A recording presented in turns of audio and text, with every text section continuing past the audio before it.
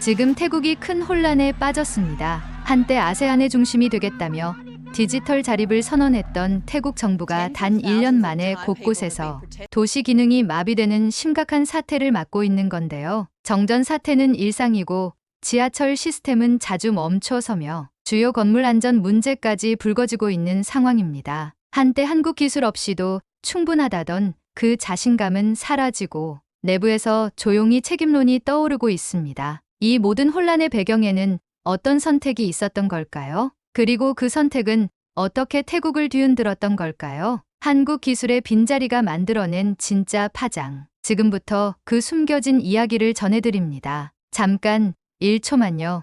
구독과 좋아요 꾹 한번 눌러주시면 영상 제작에 큰 힘이 됩니다. 안녕하세요. 저는 클로이 벤틀리입니다. 영국에서 도시 인프라를 연구하고 분석하는 일을 해왔고 전 세계 주요 도시의 구조와 흐름을 평가하며 살아왔어요. 도시란 단순한 공간이 아니라 기술과 삶이 맞물려 돌아가는 유기체라고 믿고 있고 그 변화의 현장을 직접 보는 일이 제겐 사명입니다. 그래서 저는 그 현장을 몸소 확인하지 않으면 안 되는 성격이죠. 이번에 도착한 곳은 태국 방콕이었습니다. 아세안의 디지털 허브로 도약 중인 이 도시에서 벌어진 예기치 못한 기술 전환의 실체를 조사하기 위해 UN 스마트시티 실사단 일원으로 초청된 것이었어요. 처음엔 단순한 점검일 거라고 생각했습니다. 한국과의 협력으로 안정적으로 운영되던 도시 시스템을 확인하고 다음 단계를 논의하면 되는 업무라고 여겼죠. 하지만 공항에 도착한 순간부터 이상한 기운이 느껴졌습니다.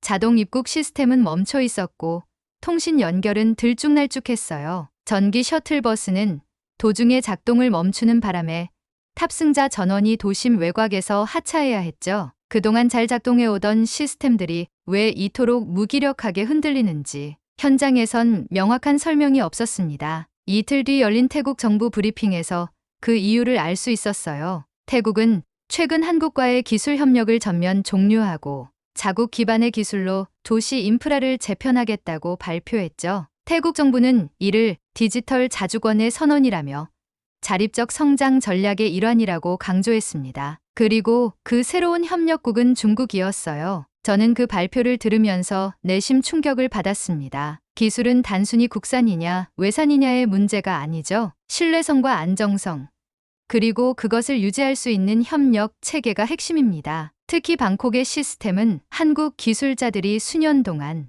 현장에서 축적한 경험과 정교한 설계를 통해 완성된 구조였거든요. 그걸 하루아침에 바꾼다는 건 마치 심장을 남겨둔 채 신체를 통째로 바꾸려는 것과 같다고 생각했어요. 저는 현장 실사를 본격적으로 시작했습니다. 첫 방문지는 방콕 외곽의 교통 제어 센터였어요. 이곳은 도시의 혈관과 같은 역할을 하는 곳인데 시스템은 이미 심각한 오류를 보이고 있었습니다. 신호 제어는 불안정했고 교차로마다 차량이 겹쳐 흐름이 엉키고 있었죠. AI 기반 예측 시스템은 기능을 제대로 못했고요. 도로 현장 요원들은 매일 아침 출근 시간마다 반복되는 민원에 시달리고 있었어요. 어떤 도로는 교통량 예측이 완전히 틀어져서 긴급 대응팀이 하루 종일 대기해야 할 정도라는 보고도 받았습니다. 저는 시스템 로그를 요청했죠. 그 안에서 저는 무리하게 결합된 기술 구조의 흔적을 발견했어요. 한국 기반의 기존 시스템 위에 중국 기술이 얹혀 있었고 두 구조는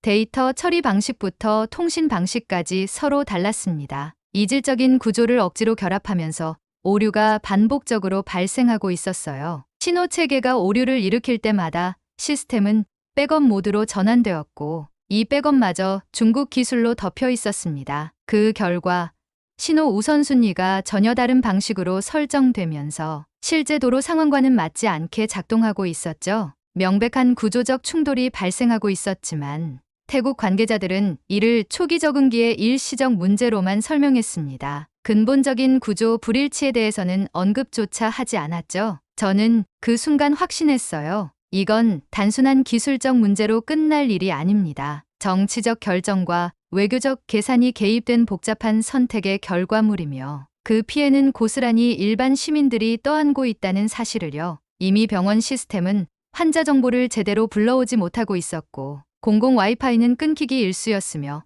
교통 예측 시스템은 도시 전역에서 오류를 반복하고 있었어요. 무엇보다도 놀라웠던 건 시민들의 반응이었습니다. 예전에는 당연하게 여겼던 시스템들이 하나씩 무너져가는 걸 지켜보면서 그들의 분노는 점점 커지고 있었어요. 거리에서는 민간 단체의 시위가 시작되었고 일부 언론은 조심스럽게 이 변화의 배경을 조사하고 있었어요. 저는 이 문제의 본질이 어디에 있는지를 밝혀야겠다고 결심했습니다. 왜 태국은 검증된 시스템을 포기하고 불안정한 기술로 바꾸었는지, 그 결정에는 어떤 외교적 또는 경제적 이해관계가 작용했는지 말이죠. 이미 몇몇 내부 문서에서 기술 교체 결정이 단순한 경제적 판단이 아니라는 단서를 확인했어요. 저는 더 많은 단서를 찾아야 했고 다음 실사 장소로 향하기로 했습니다. 한국 기술자들이 철수하기 직전에 남긴 설계 문서와 마지막 운영 로그, 그리고 중국 기술이 도입되는 과정에서 발생한 행정적 공백들까지요. 그것들을 모두 모아야만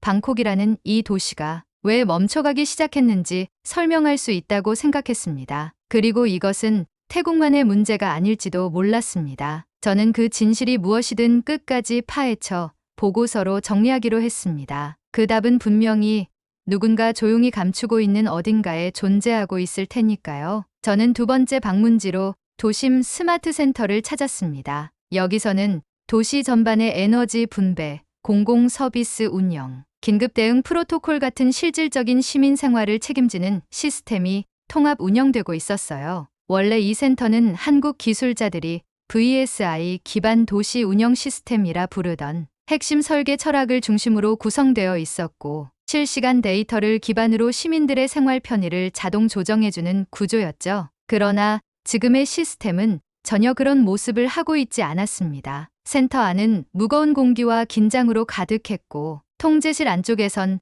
관계자들이 낮은 목소리로 대화를 이어가고 있었어요. 저는 그들의 말에 귀를 기울였고 곧 시스템 리셋 횟수가 지난 한 달 동안 21회에 달한다는 사실을 알게 되었죠. 일반적으로 그런 시스템은 연간 1, 2회 정도의 리셋이 필요할 뿐인데 말이에요. 모니터에는 여전히 수치가 올라오고 있었지만 데이터의 흐름은 일정하지 않았고 중요한 센서 일부는 아예 꺼진 상태였습니다. 그제야 저는 한 가지 더 이상한 점을 발견했어요. 스마트 센터에서 수집된 데이터가 외부 서버로 동기화되지 않고 있었습니다. 즉, 도시 내 정보가 외부 기관이나 UN 실사단 쪽으로 완전하게 전달되지 않고 있었죠. 저는 즉시 이 문제를 현장 책임자에게 물었고 그는 임시적 서버 오류라고 설명했지만 그 말이 얼마나 허약한 변명인지 그도 알고 있었어요. 저는 그때 직감했습니다. 기술 실패를 넘어서 의도적으로 무엇인가를 은폐하고 있을지도 모른다는 사실을요. 다음으로 향한 곳은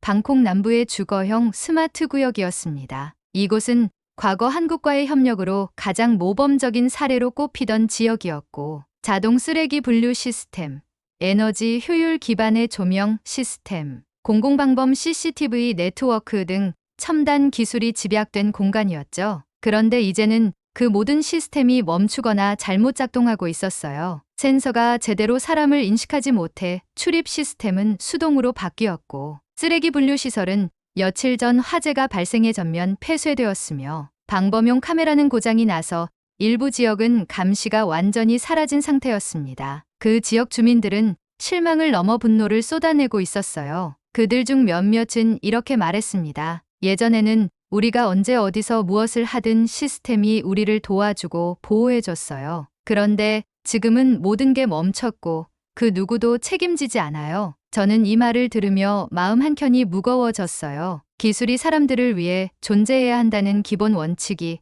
여기서는 무시되고 있었으니까요. 저는 이 상황을 기술적인 관점만으로는 이해할 수 없다고 느꼈습니다. 분명 이 도시의 구조와 시스템을 바꾼 그 결정 뒤에는 다른 이유가 존재한다는 생각이 들었어요. 그래서 저는 태국 정부 내부 보고 문건에 접근할 수 있는 사람을 찾기 시작했습니다. 스마트시티 운영위원회의 실무자 중 한 명인 누찐 차야팟이 제게 조용히 연락을 해왔고 우리는 비공식적으로 만남을 가졌어요. 그녀는 긴장된 얼굴로 저에게 문서를 건넸습니다. 내용은 충격적이었어요. 태국 정부는 중국과 스마트시티 협력 계약을 체결하는 동시에 군사장비 공급 계약, 개발 금융 지원 협정, 그리고 유엔에서의 외교적 지지에 대한 보장까지 포함된 다자간 정치적 협의를 진행한 정황이 담겨 있었어요. 저는 숨을 삼켰습니다. 태국이 기술을 바꾼 것이 아니라 외교적 이해관계를 바꾼 것이었어요. 기술 협력은 그저 명분에 불과했고 실질적인 목적은 정치적 의존 전환에 있었던 거예요. 누찌는 말했습니다. 내부에선 반대가 많았지만 결국 결정은 위에서 내려졌고 우리는 따를 수밖에 없었어요. 저는 이 이야기를 들으며 한국과의 기술 협력이 단순한 상호 기술 제공이 아니었다는 사실을 더 뚜렷이 깨달았습니다. 그것은 신뢰를 바탕으로 한 공동 설계였고 미래 비전을 함께 구축하자는 약속이었죠. 하지만 그 신뢰는 한순간에 끊겼고 이제는 누구도 책임지지 않는 구조로 바뀌어 있었어요. 도시의 시스템은 그 자체로는 살아있지 않아요. 그 시스템을 설계하고 유지하는 사람들의 철학과 책임감이 있어야만 그것은 제대로 작동하는 법이죠. 한국 기술자들이 떠난 자리는 단순한 공백이 아니라 그 철학과 신뢰의 빈자리였다는 생각이 들었어요. 저는 지금까지 수많은 도시를 보아왔습니다. 하지만 이렇게 급속히 무너져가는 도시의 내면을 마주한 건 처음이었어요. 방콕은 여전히 겉으로는 화려하고 도심의 스카이라인은 멀쩡해 보였습니다. 그러나 그 안을 조금만 들여다보면 시스템은 오작동하고 있었고 시민들은 혼란에 빠져 있었어요. 정부는 입을 다물었고 일부 고위 인사는 한국 측 기술팀을 겨냥한 무책임한 발언을 남기기도 했어요. 그러나 모든 데이터는, 모든 현장은 그들이 틀렸다는 것을 증명하고 있었죠. 저는 이 모든 조사 결과를 유엔 보고서에 담을 생각이었습니다. 그리고 그 마지막 퍼즐 조각은 한국 기술자들이 떠나기 직전 남긴 마지막 경고 문서 속에 있을지도 몰랐어요. 그 문서엔 우리가 아직 모르고 있는 결정적인 사실이 담겨 있을 수 있다고 생각했습니다. 그리고 저는 그것을 반드시 확인해야겠다는 확신을 갖게 되었어요. 누진이 넘겨준 문서들 속에는 단순한 계약서 이상의 것이 숨어 있었습니다. 거기엔 태국 정부가 한국 측의 기술 협력 종료를 통보하기 직전 극비리에 진행된 고위층 회의록이 포함되어 있었어요. 문서에는 이런 문장이 있었죠. 기술 의존에서 벗어나 자주적 구조로의 전환은 정치적 독립을 위한 첫걸음이다. 일정 수준의 사회적 혼란은 감내 가능하다. 저는 순간 손끝이 얼어붙는 기분이었습니다. 일정 수준의 혼란이라뇨? 그들이 말하는 혼란은 경원 기록 시스템 오류로 생명을 잃는 환자들의 일이고 신호 시스템 고장으로 사고를 당한 시민들의 삶이었어요. 이건 용납될 수 없습니다. 저는 무의식 중에 그렇게 중얼거렸고 누찐 역시 아무 말 없이 조용히 고개를 끄덕였어요. 그러곤 그녀가 조용히 말을 이었습니다. 그리고 이건 당신이 꼭 봐야 할 거예요. 그녀가 다시 꺼낸 폴더엔 한국 기술팀이 철수 직전 태국 정부에 제출한 보고서가 포함되어 있었어요. 시스템 통합 실패 리스크 보고서. 저는 한 장 한 장 넘길수록 숨이 막혀왔습니다. 이건 단순한 기술 경고문이 아니었고 절규였습니다. 기술자들이 밤낮 없이 수집한 로그 데이터, 정밀 분석된 알고리즘, 호환성 문제, 예상 가능한 오류 시나리오까지 조목조목 정리되어 있었어요. 그리고 그 결론엔 단호하게 이런 문장이 쓰여 있었습니다. 현 단계에서 기존 시스템을 일방적으로 교체하는 것은 전체 인프라의 연쇄적 실패를 유발할 수 있으며 이는 단순한 기능 오류를 넘어서 시민 안전과 생존에 영향을 줄 수 있다. 저는 그 문장을 반복해서 읽었어요. 이 경고를 그들이 정말 보지 못했을까요? 아니면 일부러 무시한 걸까요?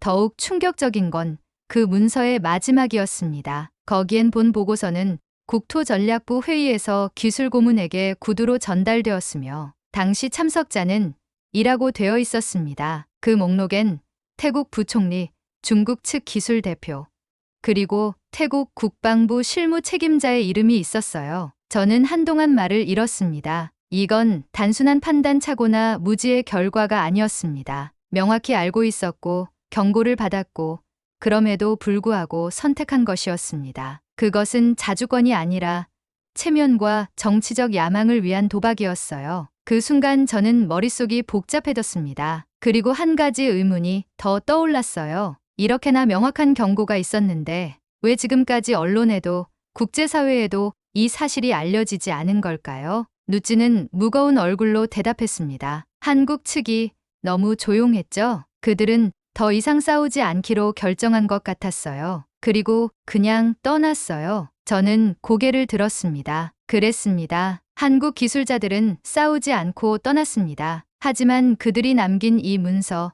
이건 그 자체로 침묵 속의 폭로였습니다. 그리고 바로 그 조용함이야말로 한국 기술이 가진 깊이를 증명하는 것이었어요. 그들은 무너질 걸 알면서도 감정적으로 반응하지 않았고 철저히 데이터를 정리해 남겼으며 책임을 마지막까지 다했어요. 저는 그 사실에 묘한 감정이 솟구쳤습니다. 기술이란 결국 책임의 결과물이에요. 단지 기능이 아닌 철학이고 신념이며 인간에 대한 존중입니다. 그걸 가장 정밀하게 증명한 것은 다름 아닌 이 한국 기술자들의 마지막 보고서였어요. 그날 밤 저는 스마트시티 센터의 옥상에 올라 방콕 시내를 내려다보았습니다. 낮에는 바쁘게 움직이는 차들과 사람들로 북적이던 거리였지만 밤이 되자 곳곳에 조명이 이상하게 깜빡이고 있었어요. 몇몇 구역은 정전처럼 아예 어두웠고 일부 CCTV는 끊긴 화면을 그대로 내보내고 있었습니다. 그건 보고 느끼는 사람이 아니면 알아채기 힘든 이상함이었어요. 저는 문득 이런 생각이 들었습니다. 이 도시는 아직 무너지지 않았어요. 하지만 아주 조용히 내부에서부터 부식되고 있었습니다. 사람들은 익숙함 속에서 안심하겠지만 기술 시스템은 일단 균열이 생기면 그 균열은 한없이 퍼져나가게 되어 있어요. 그리고 그 균열의 중심에 정치가 있었고 욕망이 있었으며 그 모든 것을 경고했던 기술자의 목소리는 이미 묵살당한 뒤였습니다. 하지만 그 모든 과정을 기록하고 있는 제가 지금 여기 있다는 것, 그 사실이 이 도시에 남은 마지막 경고일지도 모르겠다는 생각이 들었어요. 그리고 아직 결정적인 장면은 남아 있었습니다. 그 마지막 경고가 실행되는 순간, 과연 이 도시는 어떤 얼굴을 하게 될까요? 다음 날 아침, 저는 마지막 보고서를 작성하기 위해 스마트 센터 회의실에 앉아 있었습니다. 노트북 화면 위로 흘러가는 데이터들과 제가 지금까지 수집한 기록들, 그리고 제가 목격한 현실을 한 문장 한 문장 정리해 내려갔습니다. 머릿속은 복잡했어요. 그리고 가슴 한켠이 묘하게 먹먹했습니다. 이 도시는 제가 처음 도착했을 때와는 분명히 달라져 있었어요. 아니, 제가 몰랐던 진실을 알게 된 지금 모든 것이 전과 다르게 보였습니다. 시스템은 돌아가고 있었지만 그 안에서 울리는 미세한 경고음들은 누구도 들으려 하지 않았죠. 하지만 저는 들을 수 있었습니다. 보고서 말미에 저는 이런 문장을 적었습니다. 기술은 선택이 아니라 신뢰의 문제입니다. 한국 기술이 만들어낸 것은 단순한 운영체계가 아니라 신뢰의 기반 위에 쌓인 사회였습니다. 그리고 저는 한숨을 내쉬며 마지막 파일을 저장했어요. 보고서 전송을 마친 후 저는 다시 방콕 시내로 나갔습니다. 그리고 우연히 한 청년을 만났어요. 그는 공공 와이파이가 또 끊겼다고 하소연하며 친구들과 뭔가를 고치려 하고 있었죠. 저는 무심코 예전엔 이런 문제 없었잖아요. 라고 말했고 그는 씁쓸하게 웃으며 이렇게 말했습니다. 그때는 한국 시스템이었어요. 지금은 뭐가 뭔지 저희도 모르겠어요. 그의 말투는 무기력했지만 어딘가엔 분명 진심이 담겨 있었죠. 저는 그 말을 잊지 못합니다. 그런가 하면 며칠 전 쓰레기 분류 시설 화재로 폐쇄된 구역에선 주민 몇 명이 스스로 분리배출 시스템을 수작업으로 복원하고 있었어요. 예전에 한국 기술자들이 교육한 내용을 기억해내며 하나하나 따라하고 있더라고요. 저는 그걸 보며 이렇게 생각했습니다. 기술은 남기고 떠난다고 끝나는 것이 아니라고요. 제대로 된 기술은 사람의 기억에 남고 삶 속에 남는 법입니다. 한국 기술자들은 떠났습니다. 하지만 그들이 남긴 가치, 철학, 그리고 책임감은 여전히 사람들 속에 살아 있었어요. 그것이 바로 진짜 기술의 힘이었죠. 이후 유엔에서 열린 회의에서 저는 태국 사례를 발표했고 그 자리에서 몇몇 국가대표들이 흥미로운 반응을 보였어요. 체코, 폴란드, 아랍에미리트. 그들은 현재 자국에서 진행 중인 스마트시티 프로젝트에 한국 기술을 적극 도입하고 있었고 태국의 사례를 교훈 삼아 더욱 신중히 접근하겠다고 밝혔습니다. 한국은 이미 그들의 신뢰를 얻고 있었고 이제는 단순한 기술 파트너를 넘어 미래를 함께 설계하는 존재로 받아들여지고 있었어요. 반면 태국은 국제기술 평가기관으로부터 협력 신뢰도 주의 국가로 분류되었고 외국인 투자 유치 역시 급격히 줄어들고 있었습니다. 그제야 태국 정부는 물밑에서 한국 측에 조용히 협력 재개를 요청했지만 한국은 이미 동남아시아 다른 국가들과 긴밀한 협력 체계를 재정비한 상태였죠. 시간은 누구도 기다려주지 않는다는 것을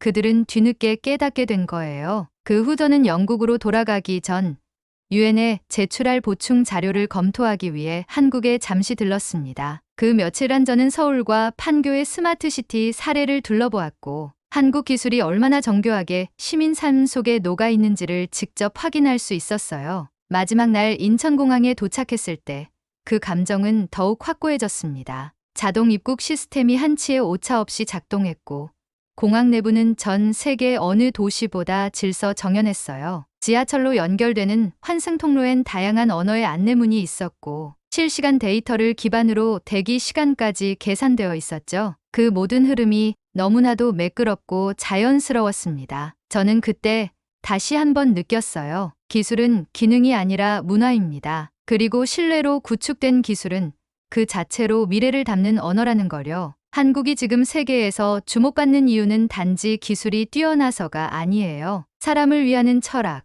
실수하지 않기 위한 집요함, 그리고 신뢰를 최우선에 두는 태도, 그 모든 것이 기술에 담겨 있기 때문입니다. 방콕에서 무너진 것은 시스템만이 아니었어요. 신뢰였고 관계였고 미래에 대한 약속이었습니다. 그리고 그걸 지켜내려 했던 한국 기술자들은 조용하지만 강한 목소리로 그 책임을 다했습니다. 저는 그런 기술을, 그런 태도를 이제야 진심으로 이해하게 되었어요. 한국은 이미 증명했습니다. 기술이란 단순한 성능이 아니라 사람을 향한 철학이며 끝까지 책임지는 태도라는 것을요. 그 조용한 치열함, 흔들리지 않는 정밀함, 그리고 사람을 위한 기술이라는 개념을 가장 앞서 실현한 나라, 바로 한국이었습니다. 저는 이제 확신할 수 있어요. 한국은 단지 뛰어난 기술을 가진 나라가 아니라 기술이 어디를 향해야 하는지를 가장 잘 아는 나라였습니다. 오늘 이야기는 여기까지입니다. 영국 출신의 도시 인프라 전문가 클로이 벤틀리의 시선을 통해 우리는 다시 한번 한국이라는 나라가 가진 기술의 깊이와 책임의 무게를 느낄 수 있었습니다. 한국 기술진들이 남긴 철학과 신뢰는 이 도시의 사람들 마음속에 여전히 살아 있었죠. 기술 하나로 도시를 움직이고 그 안에 사람의 마음을 담아내는 나라, 그게 바로 우리가 사는 이곳, 대한민국이란 사실에 다시 한번 가슴이 뜨거워졌습니다. 오늘 이야기 여러분도 공감하셨다면 좋아요와 구독 부탁드립니다. 끝까지 함께해 주셔서 감사합니다.